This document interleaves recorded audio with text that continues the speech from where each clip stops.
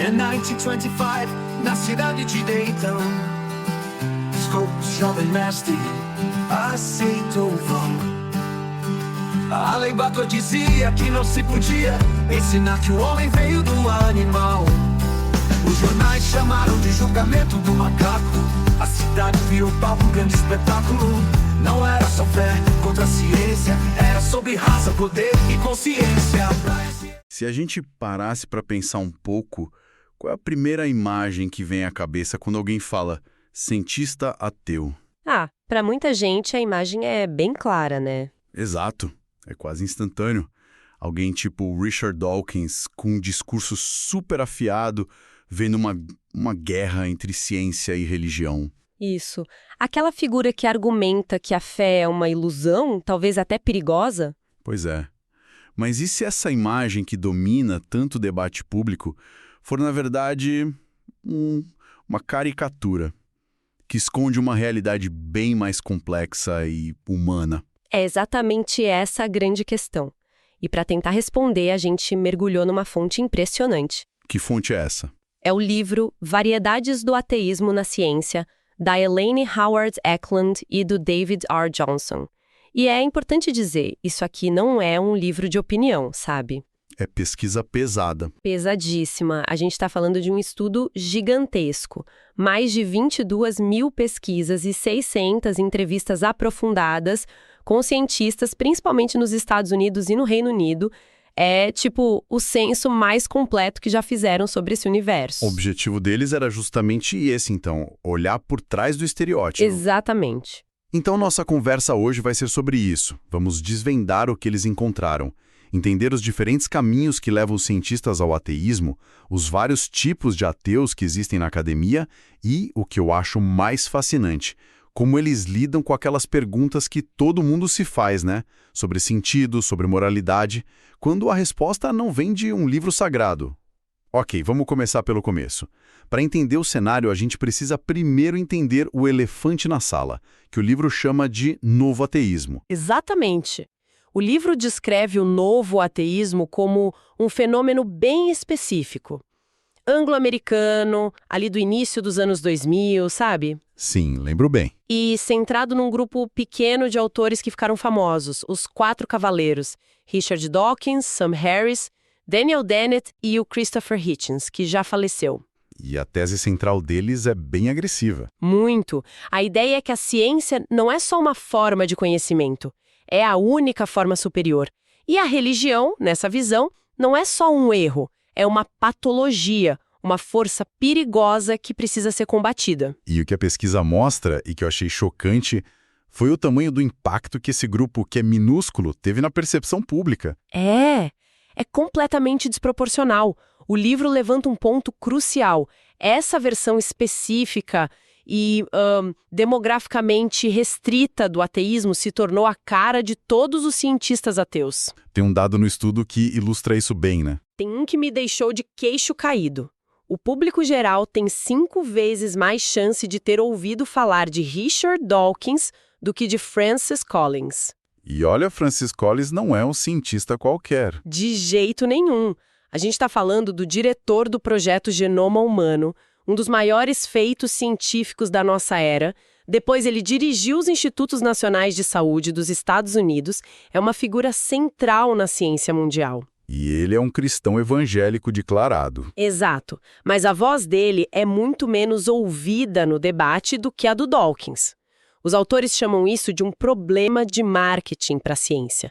Essa imagem de combate alimenta uma desconfiança mútua, sabe? E isso tem consequências bem reais. O que me leva a outro clichê. A ideia de que a ciência é uma espécie de fábrica de ateus. O jovem entra na faculdade, estuda evolução e a fé simplesmente evapora. A pesquisa confirma isso? Na verdade, ela demole essa ideia. A história é muito mais interessante. Primeiro, o dado mais fundamental. Mais da metade dos cientistas ateus entrevistados, 53%, cresceu em lares que já não tinham afiliação religiosa. Então eles não perderam a fé no laboratório. Exato. Para a maioria, o ateísmo foi o ponto de partida, não o de chegada. Certo, isso já muda bastante a foto. Mas e a outra metade?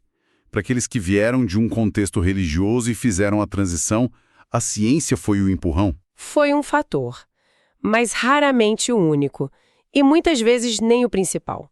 O livro traz o caso de uma física, eles a chamam de Emily. E o que ela conta? Ela diz que as aulas de ciência no colégio plantaram as primeiras sementes da dúvida, sim, mas a jornada dela foi muito mais sobre conversas com amigos, leitura de filosofia, uma longa reflexão pessoal. Então não foi um processo puramente intelectual, de A leva a B. Longe disso, e aqui vem um dos achados mais fortes do livro, que é o peso das experiências negativas com a religião. Isso é algo que o debate público ignora, né? Quase que completamente. A gente está falando de pessoas que se sentiram sufocadas por dogmas, que viram hipocrisia ou que sofreram traumas reais. O livro narra a história de uma bióloga que foi, brutalmente punida por freiras na escola católica quando era criança. Pesado. Muito. E ela diz na entrevista, textualmente, aquilo não me fez questionar Deus. Me fez ter certeza de que qualquer sistema que permitisse aquilo era inerentemente mau. A rejeição dela foi uma decisão moral, emocional, muito antes de ser científica. É aqui então que a coisa começa a ficar realmente interessante. O estudo mostra que, se os caminhos para o ateísmo são variados, os destinos também são. Não existe o cientista ateu. É exatamente esse o ponto central do livro. Pensar no cientista ateu como uma categoria única é como pensar em mamífero. Boa analogia. A categoria é tão ampla que se torna meio inútil, sabe? Um morcego e uma baleia são ambos mamíferos, mas isso não te diz muito sobre como eles vivem. O livro nos dá, na prática, um zoológico de ateísmos, com 3 espécimes principais. Um zoológico de ateísmos. Gostei. Quais são os principais? O primeiro e maior grupo eles chamam de ateus modernistas.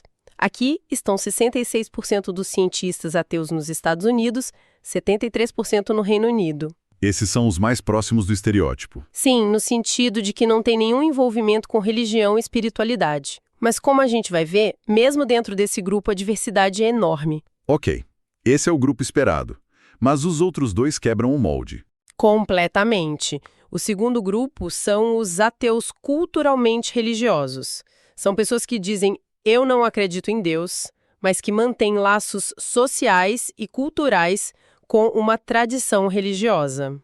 Isso é surpreendente. E representam uns 15% dos cientistas ateus nos Estados Unidos. É um número bem significativo. Um ateu que se identifica com uma religião. Já estou curioso. E o terceiro grupo? O terceiro são os ateus espirituais. Eles não seguem nenhuma religião, não acreditam no sobrenatural, mas se consideram pessoas espirituais. Eles meio que ressignificam a palavra espiritualidade. Certo. Vamos mergulhar nesse zoológico. Os modernistas. Se eles são o grupo mais comum, o que os diferencia do estereótipo à la Dawkins? Imagino que nem todos sejam ativistas anti-religião. Exato. A nuance é tudo. Dentro dos modernistas, você tem um subgrupo que realmente vê um conflito direto e irreconciliável. Como o biólogo que você mencionou antes. Isso. O que questiona a teoria dos fluidos. Para ele, é um jogo de soma zero. Mas essa não é nem de longe a visão da maioria. Muitos outros modernistas, mesmo sem qualquer crença, não são hostis. Eles conseguem reconhecer que a religião pode ter funções sociais importantes, sabe? Criar comunidade, oferecer rituais, dar consolo. E como eles veem figuras como Dawkins? Muitos são profundamente críticos. O sentimento que aparece em várias entrevistas é tipo, eu não sou como o Richard. Por quê? Eles sentem que o estilo combativo dele é, na verdade, anticientífico, porque é dogmático. E, pragmaticamente, acham que ele presta um desserviço à ciência, alienando o público e dando uma má reputação a todos os cientistas. Um físico chegou a dizer, ele transformou a ciência numa tribo, e isso é o oposto do que ela deveria ser. Fascinante. Agora, o grupo que para mim parece mais paradoxal, os ateus culturalmente religiosos. Como isso funciona na vida real? Parece aquela ideia de querer o bônus da comunidade sem o ônus da crença. A motivação é muito mais complexa e variada do que isso. O livro traz exemplos ótimos. Tipo? Tem o caso de um cientista ateu casado com uma pastora, e ele frequenta a igreja todo domingo. Uau! Não por fé, mas por amor e parceria. Ele fala, É a comunidade dela, é o mundo dela. Estar lá é parte do meu compromisso com ela. É uma motivação totalmente relacional. Que incrível. Tem outros exemplos? Tem, sim. Pais que matriculam os filhos em escolas religiosas. Um engenheiro ateu colocou os filhos numa escola judaica. A entrevistadora perguntou o porquê. E o que ele disse? Ele respondeu: eu não quero que eles acreditem na história da criação em 6 dias, mas eu quero que eles aprendam hebraico, que entendam a história do nosso povo e que aprendam a debater um texto como se faz na tradição do Talmud. É capital cultural e intelectual. Entendi. E, por fim, tem a identidade. Muitos cientistas judeus ateus se identificam fortemente como culturalmente judeus. A teologia foi embora, mas o sentimento de pertencer a uma história, a uma cultura, é central na vida deles. Entendi. Não é sobre crença, é sobre pertencimento, família, cultura. Isso nos leva ao último grupo, os ateus espirituais. Confesso que essa é a categoria que mais me intriga. A palavra espiritual, para mim, sempre esteve ligada ao sobrenatural. Como o livro define essa espiritualidade sem Deus? Para esses cientistas, a espiritualidade é uma experiência profundamente humana e naturalista. A pesquisa identificou que ela aparece principalmente de 2 formas. A primeira é um sentimento de admiração e maravilhamento, o famoso awe and wonder, que vem da própria prática científica. Me dá um exemplo. Um astrônomo descreve a primeira vez que viu as imagens do telescópio Hubble do campo profundo, aquela foto com milhares de galáxias. Ele disse: não foi um momento intelectual, foi uma pancada no peito. A vastidão, a beleza, se isso não é uma experiência espiritual, eu não sei o que é. A espiritualidade é essa conexão emocional com a realidade que a ciência revela? Exatamente, não precisa de nada além disso. E a segunda forma? A segunda é um pouco mais filosófica. É uma forma de lidar com os limites do conhecimento científico. É uma postura de humildade. Como assim? O matemático no livro fala sobre a questão por que existe algo em vez de nada. Ele diz: a ciência pode nunca responder a isso. E eu estou em paz com esse mistério. Aceitar que existem perguntas maiores que a nossa capacidade de responder é, para mim, uma forma de espiritualidade. É o oposto da arrogância de achar que a ciência pode explicar tudo. Ok. Então, depois de mapear essa diversidade toda, chegamos às grandes questões. Se não há um propósito divino ou uma moralidade ditada por Deus, onde esses cientistas encontram sentido e um guia para o certo e o errado? No tema do sentido da vida, as respostas variam muito. Muitos, especialmente no grupo modernista, têm uma visão que poderiam chamar de, nihilista existencial. Um biólogo foi bem direto. Somos acidentes biológicos com consciência. Não há um porquê. Nós estamos aqui, e é isso. Fim de papo.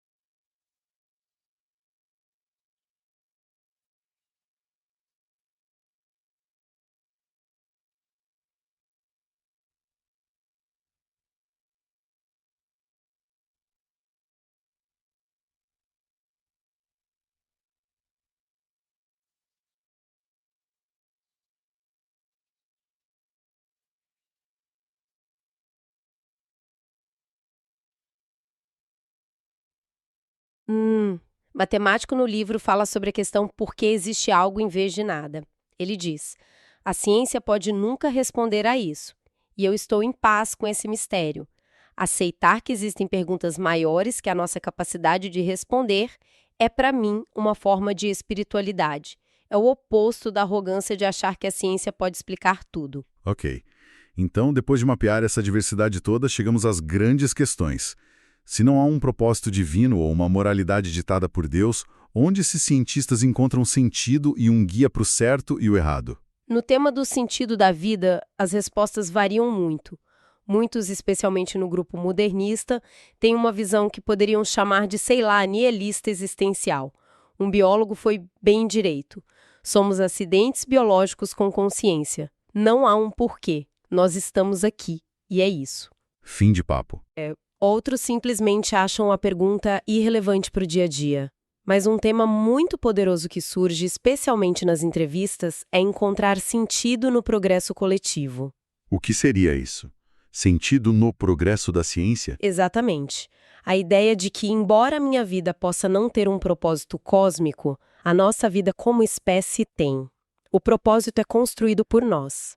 Expandir o conhecimento, curar doenças, aliviar o sofrimento, explorar o universo. Faz sentido. Um médico pesquisador disse algo como: meu trabalho no combate ao câncer provavelmente não vai mudar o mundo, mas é um tijolo no muro.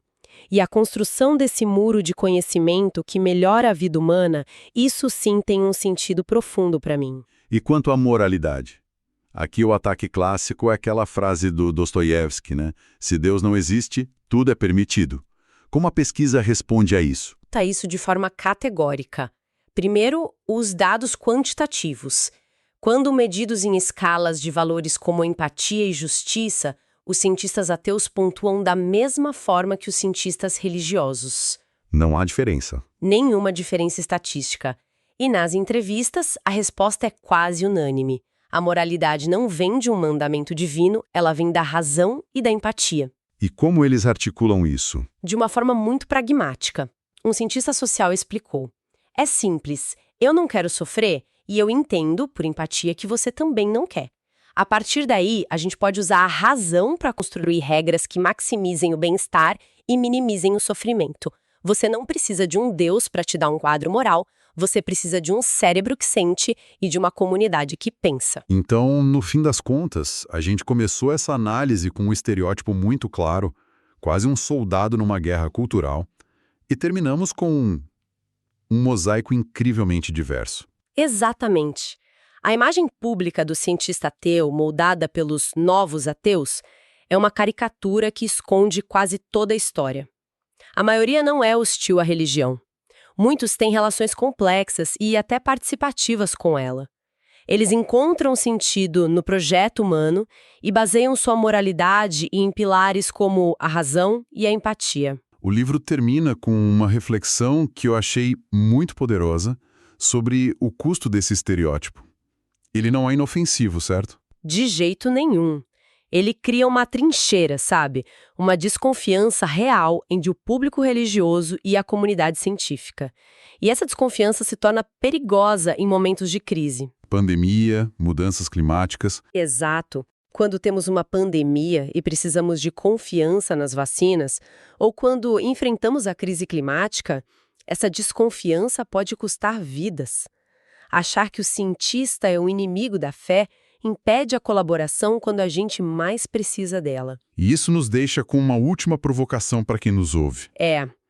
A pesquisa sugere que, quando falamos de ciência e religião, não estamos lidando com blocos abstratos de ideias. Estamos falando de pessoas. Como as nossas conversas mudariam se, ao pensar no cientista, a gente lembrasse que a pessoa no laboratório pode ser um ateu espiritual maravilhado com o cosmos, ou um ateu culturalmente judeu que vai celebrar o Pessar com a família, ou até alguém que todo domingo senta no banco da igreja para apoiar a pessoa que ama. Reconhecer essa humanidade toda talvez seja o único caminho para um diálogo mais honesto.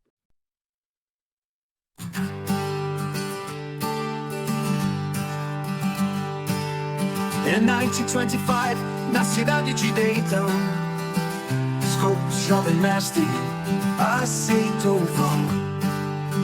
A lei Bator dizia que não se podia ensinar que o homem veio do animal. Os jornais chamaram de julgamento do macaco. A cidade virou palco, um grande espetáculo. Não era só fé contra a ciência, era sobre raça, poder e consciência. A praia se ergueu, grande orador, dizia que a ciência trazia horror. Revolução levava a barbárie, darwinismo social, cruel tirania. A clã marchava, sombra na rua, hierarquia racial, não podia ter lua. Sem fé, dizia Brian, o saber é mal, porta aberta, o caos, caminho fatal. Darrow chegou, agnóstico gigante, defensor da razão, do direito constante. Viu na lei ataque à liberdade, uma teocracia sobre a humanidade. Todos ao gramado, calor insuportável. Darrow desafia Brian, ato notável. Pergunta sobre Noé, show sua criação. 6 dias de dilúvio era a interpretação. Brian admitiu, os dias eram longos. Muralha do literalismo caiu com sons. Derrota moral, mas a lei ainda vigorava. Impacto cultural que a América sentia. Scopes pagou multa, depois anulada pela Suprema Corte, questão técnica aplicada. O julgamento deixou marca e lição, do pois lembrava, democracia em avaliação. Avaliação. Avaliação. Avaliação.